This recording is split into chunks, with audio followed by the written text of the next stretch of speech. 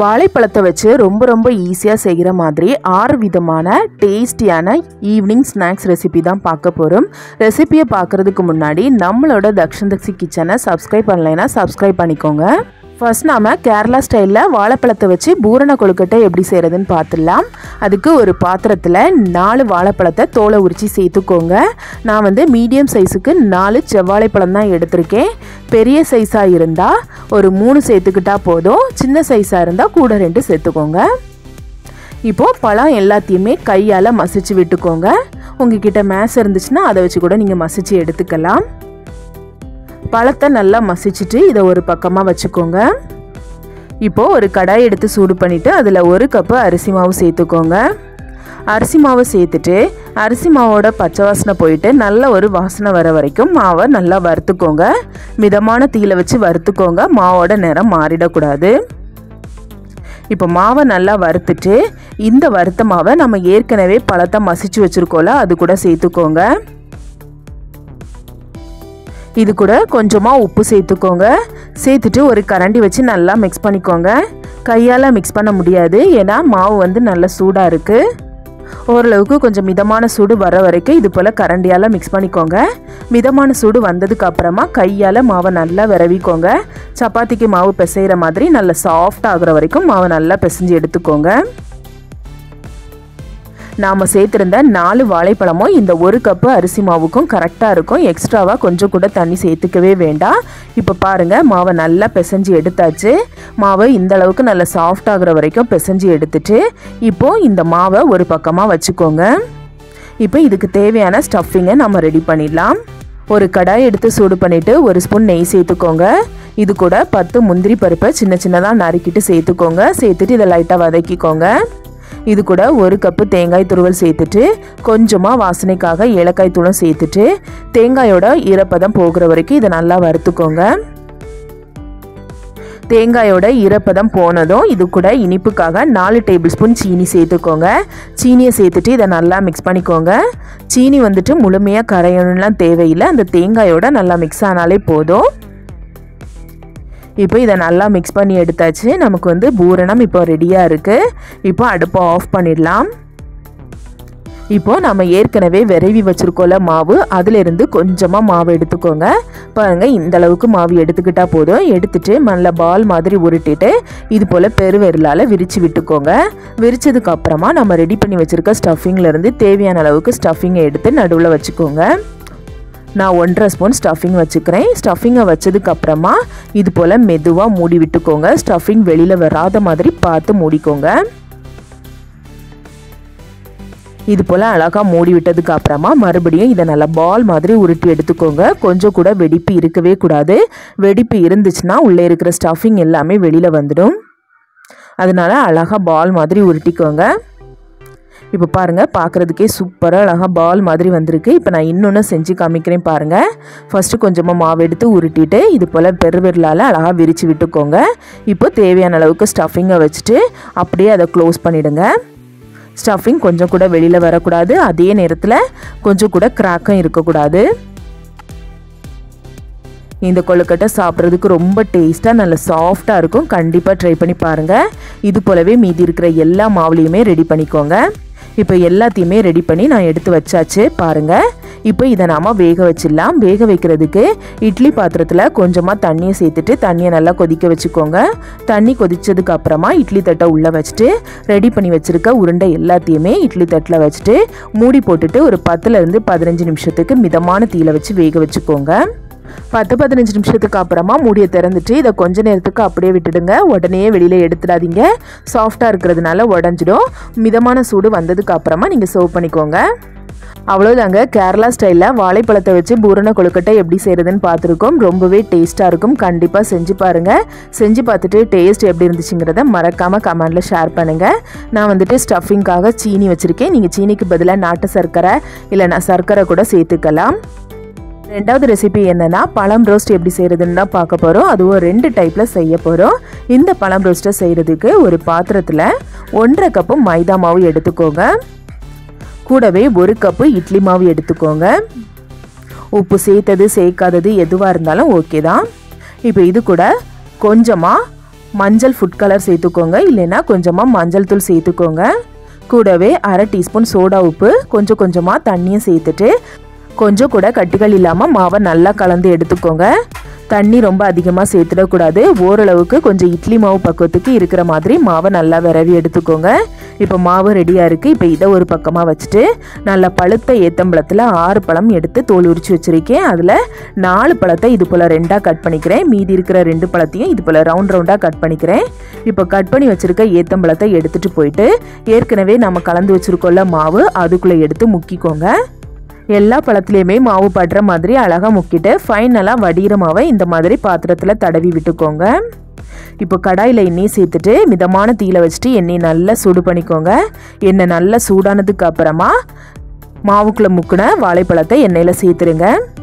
உங்கள் கடாயில் ஒரே நேரத்தில் எத்தனை சேர்த்துக்க முடியுமோ அத்தனை வரைக்கும் சேர்த்துட்டு நீங்கள் பொரிச்சு எடுத்துக்கோங்க.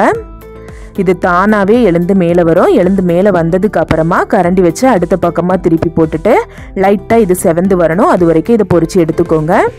மிதமான தீயில வச்சு பொரிச்சு எடுத்துக்கோங்க. இப்போ பாருங்கள், இந்த அளவுக்கு லைட்டாக செவந்ததுக்கு அப்புறமா இது எல்லாத்தையுமே எண்ணெயிலேருந்து வெளியில் எடுத்துட்டு எண்ணெயை நல்லா வடிச்சிட்டு வேறொரு தட்டுக்கு மாற்றிக்கோங்க. தட்டில் டிஷ்யூ பேப்பரை வச்சுட்டு அதில் எல்லாத்தையுமே எடுத்து வச்சுக்கோங்க. அப்போ பழ ரோஸ்ட்டில் இருக்கிற எக்ஸ்ட்ரா ஆயில் எல்லாத்தையுமே அந்த டிஷ்யூ பேப்பரே உறிஞ்சி எடுத்துக்கும். அடுத்து நம்ம ரவுண்டாக கட் பண்ணி வச்சுருந்தோம்ல ஏத்தம்பழம், அதை இப்போ ஒன்றொன்னா எடுத்து மாவில் முக்கிட்டு எண்ணெயில் சேர்த்து பொரிச்சு எடுத்துக்கோங்க. கடாயில் எவ்வளோ சேர்க்க முடியுமோ அவ்வளோ வரைக்கும் சேர்த்து பொரிச்சு எடுத்துக்கோங்க. இது போல் சின்ன சின்னதாக பழம் ரோஸ்ட் குழந்தைங்களுக்கு செஞ்சு கொடுத்தீங்கன்னா குழந்தைங்க நல்லா விரும்பி சாப்பிடுவாங்க. இதையும் நீங்கள் முழுமையாக மிதமான தீயில வச்சே பொரிச்சு எடுங்க. அப்போ தான் அழகாக பொரிஞ்சு வரும். ஒரு பக்கம் செவந்ததும் லைட்டாக அடுத்த பக்கமாக திருப்பி போட்டு 2 பக்கமும் லைட்டாக செவந்ததுக்கு அப்புறமா எண்ணெயிலேருந்து வெளியில் எடுத்துடுங்க. அவ்வளோதாங்க. ரொம்ப ஈஸியான ரெசிபி தான். கண்டிப்பாக செஞ்சு பாருங்கள். ஒரு முறை செஞ்சிட்டிங்கன்னா அதுக்கப்புறமா கடையில் வாங்கி சாப்பிடவே மாட்டீங்க. அந்தளவுக்கு இது ரொம்ப டேஸ்ட்டாக நல்லா ஹைஜீனிக்காக இருக்கும். கடையில் நம்ம பழ ரோஸ்ட் வாங்கி சாப்பிட்றது அதிகமாக எண்ணெய் குடித்த மாதிரி இருக்கும். வீட்லேயே இது போல் ஹெல்த்தியாக செஞ்சு சாப்பிடுங்க. கண்டிப்பாக இந்த ரெசிபியை செஞ்சு பாருங்கள். செஞ்சு பார்த்துட்டு டேஸ்ட் எப்படி இருந்துச்சுங்கிறத மறக்காமல் கமெண்டில் ஷேர் பண்ணுங்கள். அடுத்த ரெசிபி என்னென்னா, துளி கூட எண்ணெய் நெய் இல்லாமல் வாழைப்பழத்தை வச்சு கேரளா ஸ்டைலில் அப்பம் எப்படி செய்கிறதுன்னு பார்க்க போகிறோம். ரொம்ப ஈஸியான ரெசிபி, செம்ம டேஸ்ட்டாக இருக்கும். இப்போ இந்த அப்பத்தை செய்கிறதுக்கு இட்லி பாத்திரத்தில் கொஞ்சமாக தண்ணியை சேர்த்துட்டு தண்ணியை கொதிக்க வச்சுக்கோங்க. தண்ணி கொதிச்சதுக்கு அப்புறமா இட்லி தட்டை உள்ளே வச்சுட்டு 4 ஏத்தம்பழத்தை உள்ளே வச்சுட்டு மூடி போட்டுட்டு 5 நிமிஷம் வேக வச்சுக்கோங்க.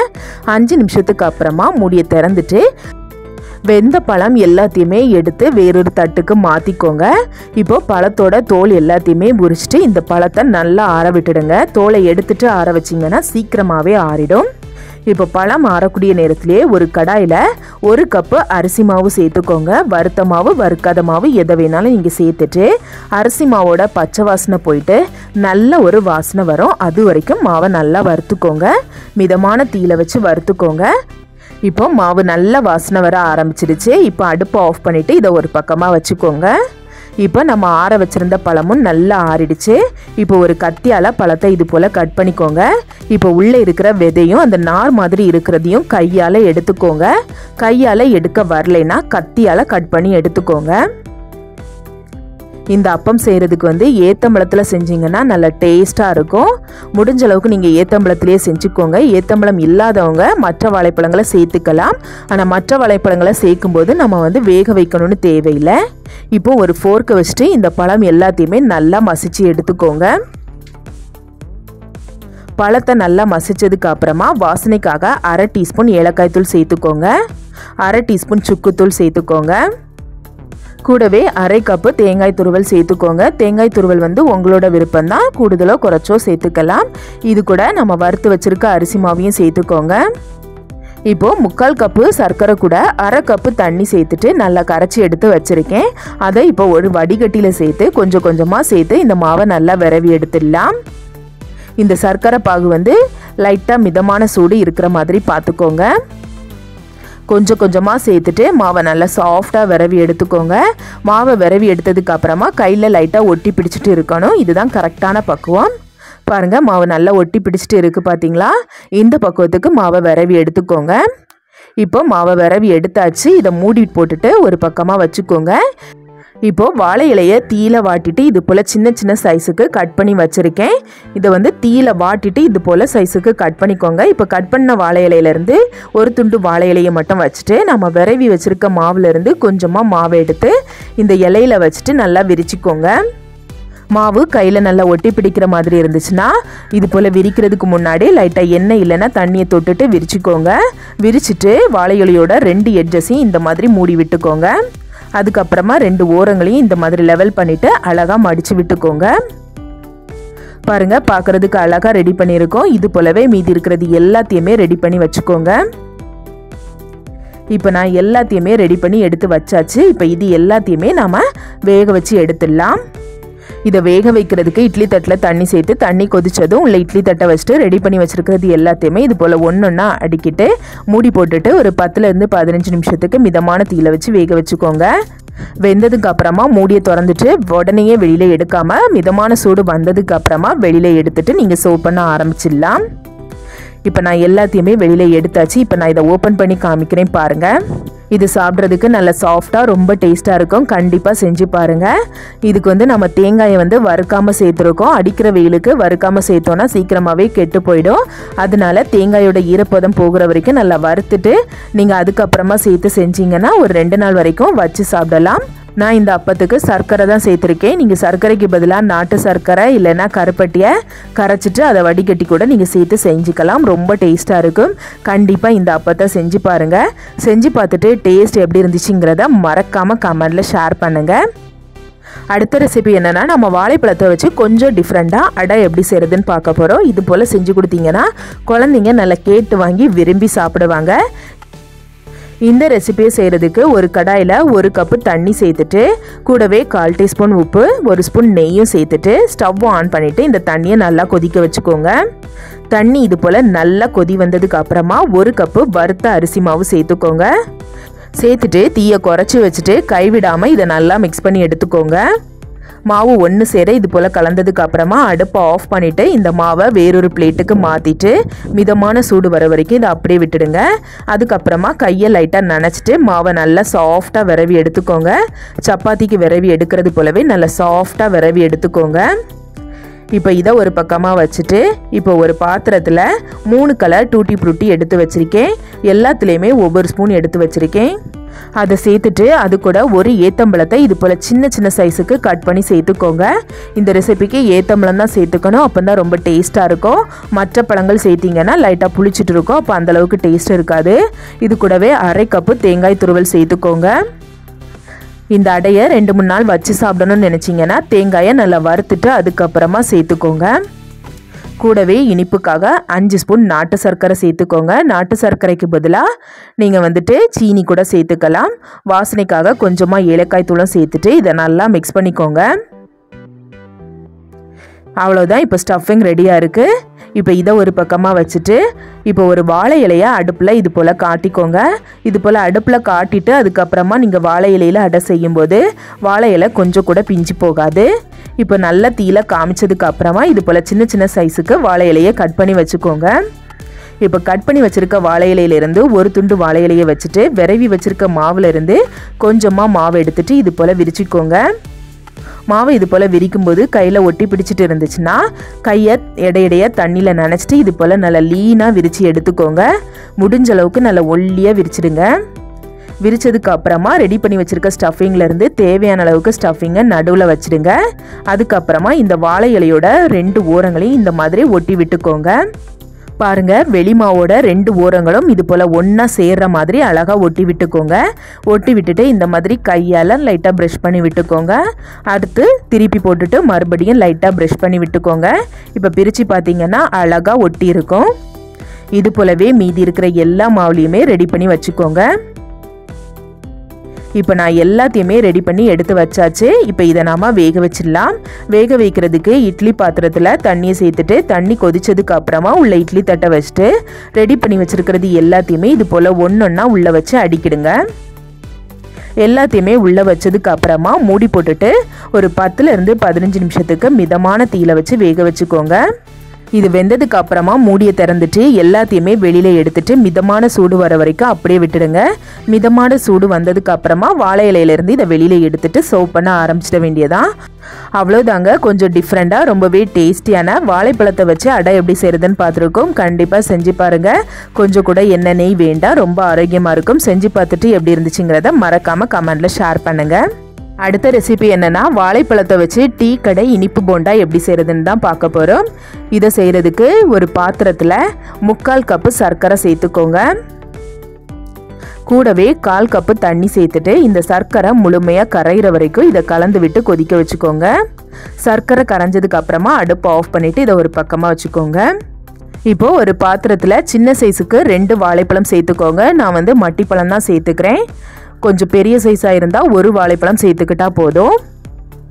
இப்போ வாழைப்பழம் 2ஐயும் சேர்த்ததுக்கு அப்புறமா ஃபோர்க்கு வச்சுட்டு பழத்தை நல்லா மசிச்சு எடுத்துக்கோங்க.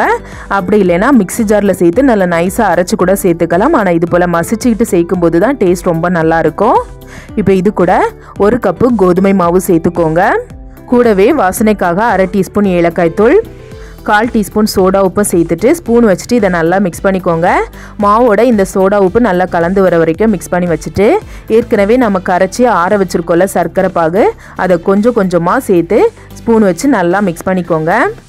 சர்க்கரை பாகு நல்லா ஆறி இருக்கணும். சூட்டோடு சேர்த்திங்கன்னா போண்டா அந்த அளவுக்கு சாப்பிட்றதுக்கு டேஸ்ட்டும் இருக்காது, சாஃப்டாகவும் இருக்காது, கொஞ்சம் ஹார்டாக இருக்கிற மாதிரி இருக்கும்.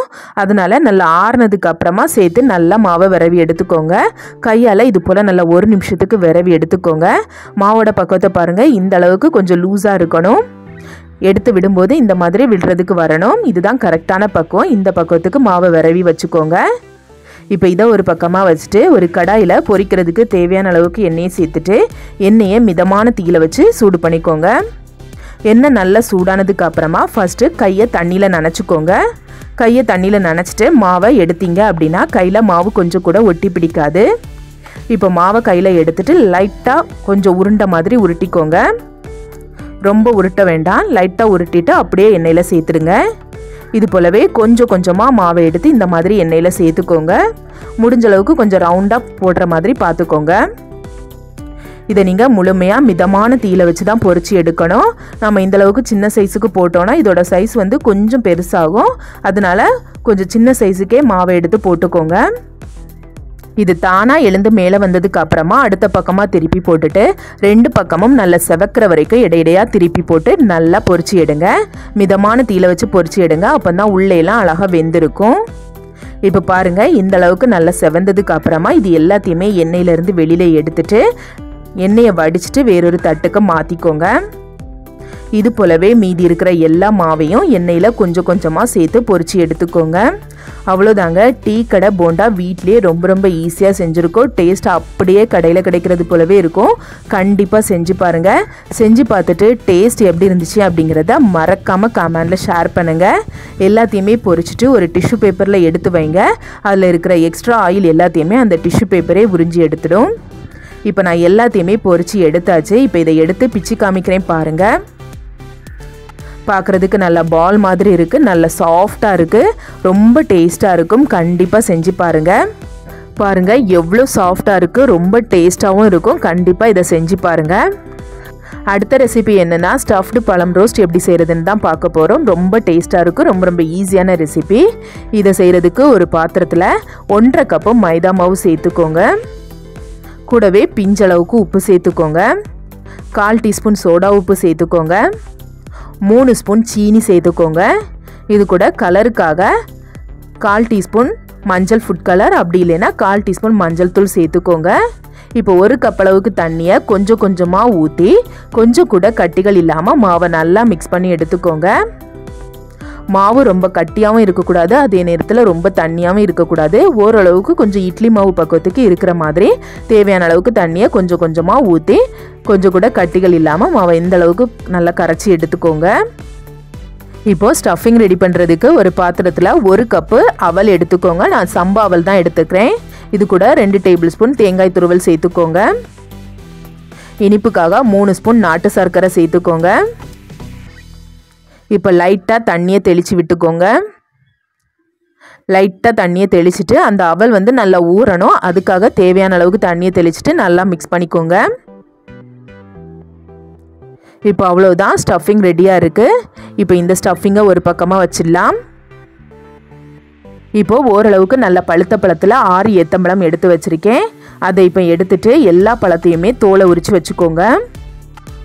இப்போ தோலை உரித்து வச்சுருக்க பழத்துலேருந்து ஒரு பழத்தை எடுத்துட்டு கோடு மாதிரி இருக்குது பாருங்கள், அதில் வந்து கத்தியால் லைட்டாக கீறி விட்டுக்கோங்க. கீறிட்டு இந்த மாதிரி விரலால் விரித்து விட்டுக்கோங்க. இப்போ நம்ம ரெடி பண்ணி வச்சுருக்க ஸ்டஃபிங்லேருந்து கொஞ்சமாக ஸ்டஃபிங்கை எடுத்து இது போல் உள்ளே வச்சுட்டு நல்லா அமுத்தி விட்டுக்கோங்க. இது போல் தேவையான அளவுக்கு ஸ்டஃபிங்கை உள்ளே வச்சுட்டு நல்லா அமுத்தி விட்டுக்கோங்க. ஸ்டஃபிங் வெளியில் வராத மாதிரி ரொம்ப விரிச்சிடக்கூடாது, பழம் அப்படியே கிழிஞ்சி வந்துடும். இது போலவே மீதி இருக்கிற எல்லா பழத்தையுமே கட் பண்ணிவிட்டு உள்ள ஸ்டஃபிங்கை வச்சுட்டு எல்லாத்தையுமே ரெடி பண்ணி ஃபஸ்ட்டு வச்சுக்கோங்க. முன்னாடியெல்லாம் பழம் ரோஸ்ட்னா எங்கள் ஊரில் வந்து இந்த மாதிரி அவல் வச்சு ஸ்டஃபிங் வச்சு தான் பழம் ரோஸ்ட் ரெடி பண்ணுவாங்க. இப்போ வந்து எந்த கடையிலையுமே இந்த மாதிரி ரெடி பண்ணுறதில்ல. நீங்கள் கண்டிப்பாக வீட்டில் இது போல் செஞ்சு பாருங்கள், டேஸ்ட் செம்மையாக இருக்கும். யாரெல்லாம் இந்த மாதிரி அவல் ஸ்டஃபிங் வச்ச பழம் ரோஸ்ட் சாப்பிட்ருக்கீங்க அப்படிங்கிறத மறக்காமல் கமெண்டில் ஷேர் பண்ணுங்கள். இப்போ எல்லாத்தையுமே ரெடி பண்ணி வச்சாச்சு. இப்போ நாம் ஏற்கனவே ரெடி பண்ணி வச்சுருக்கோம்ல மாவு, அதுக்குள்ளே இது போல் அழகாக முக்கி விட்டுக்கோங்க. பழம் எல்லாத்துலேயுமே மாவு படுற மாதிரி முக்கிட்டு எக்ஸ்ட்ரா மாவை வந்து இந்த மாதிரி பாத்திரத்தில் தடவிட்டு கடாயில் எண்ணெய் சேர்த்து எண்ணெய் நல்லா சூடானதுக்கு அப்புறமா எண்ணெய்க்குள்ளே சேர்த்துடுங்க. உங்கள் கடாயில் எத்தனை வரைக்கும் சேர்த்துக்க முடியுமோ அத்தனை வரைக்கும் சேர்த்துட்டு ஒரு பக்கம் லைட்டாக செவந்ததும் அடுத்த பக்கமாக திருப்பி போட்டுட்டு 2 பக்கமும் லைட்டாக செவக்கிற வரைக்கும் பொரிச்சு எடுங்க. இதை முழுமையாக நீங்கள் மிதமான தீயில வச்சு பொரிச்சு எடுங்க. ரொம்பவே டேஸ்டியான ரெசிபி, ரொம்ப ஈஸியான ரெசிபி, கண்டிப்பாக செஞ்சு பாருங்கள். பாருங்கள், சூப்பராக இந்த அளவுக்கு லைட்டாக செவந்ததும் நீங்கள் எண்ணெயிலேருந்து வெளியில் எடுத்துருங்க. அவ்வளோதாங்க. இது போலவே மீதி இருக்கிறது எல்லாத்தையுமே எண்ணெயில் சேர்த்து பொரிச்சு எடுங்க. செஞ்சு பார்த்துட்டு எப்படி இருந்துச்சு அப்படிங்கிறத மறக்காமல் கமெண்டில் ஷேர் பண்ணுங்கள். அவ்வளோதாங்க, வாழைப்பழத்தை வச்சு நாம் இன்றைக்கி 6 விதமான ஸ்நாக்ஸ் ரெசிபி பார்த்துருக்கோம். இந்த 6 விதமான ஸ்நாக்ஸ் ரெசிபி எல்லாமே உங்கள் எல்லாத்துக்குமே ரொம்ப பிடிச்சிருக்கும்னு நினைக்கிறேன். பிடிச்சிருந்தா வீடியோக்கு லைக் பண்ணுங்கள், கமெண்ட் பண்ணுங்கள், உங்களோட ஃப்ரெண்ட்ஸ் அண்ட் ஃபேமிலி கூடயும் ஷேர் பண்ணுங்கள். அப்படியே நம்மளோட தக்ஷன் தக்ஷி கிச்சனையும் சப்ஸ்கிரைப் பண்ணி சப்போர்ட் பண்ணுங்கள்.